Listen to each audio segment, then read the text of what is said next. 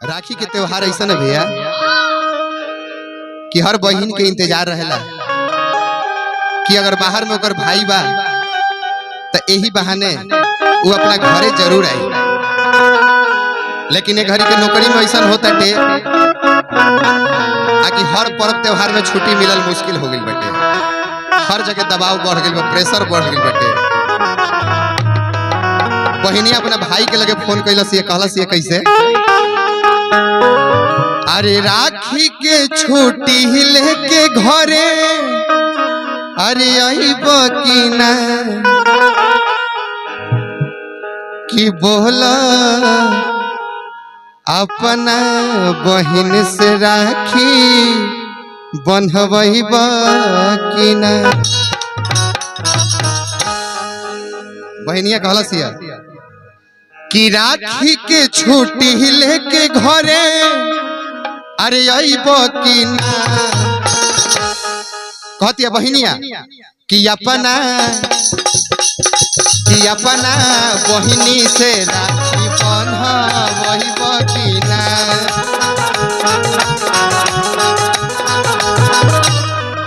कि अपना बहनी से राखी बंधवैब की ना।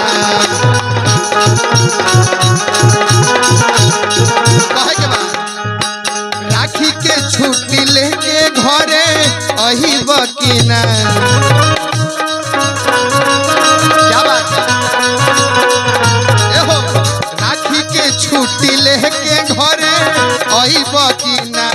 अपना बहिनी से राखी बंधवैब की ना।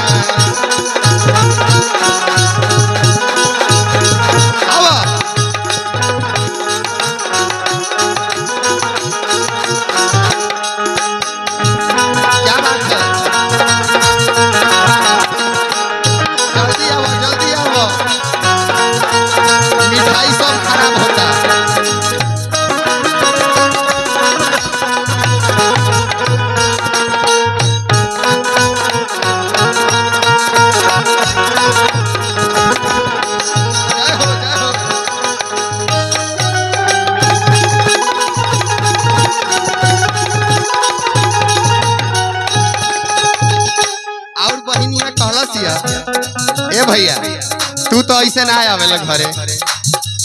बहनिया कहलसिया साल भपयावेल भाई बहन के पर।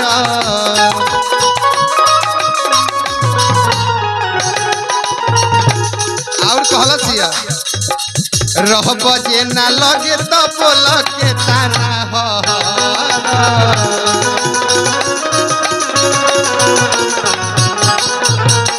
भैया हो।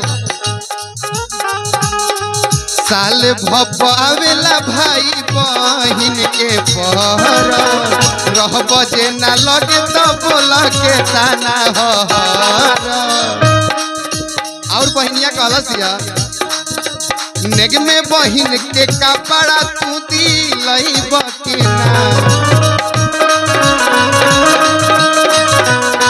ए भैया नेग में बहन के कपड़ा तू दिलैब की ना।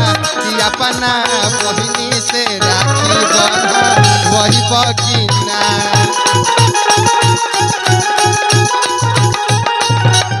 कि अपना बहनी से राखी बंधवैब की ना।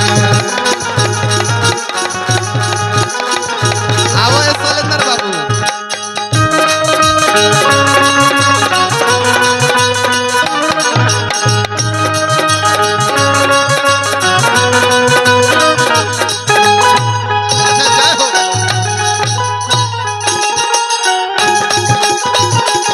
जियो सर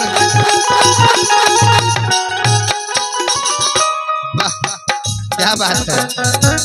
बहुत बहुत पुरस्कार आइल बैठे हई संदीप बाबू खातिर। क्या बात है, बहुत अच्छा ढोलक बजाव तरफ। बहनिया कहलसिया जल्दी से चले आव करना बहाना।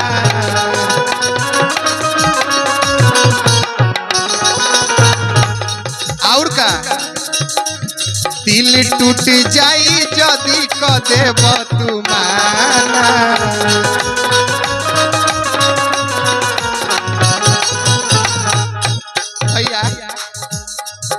जल्दी से चली आव करना बहाना दिल टूट जाई जदी क देव तुम्हारा। और का मुखिया जी कइल वादा तूनी भइब कि ना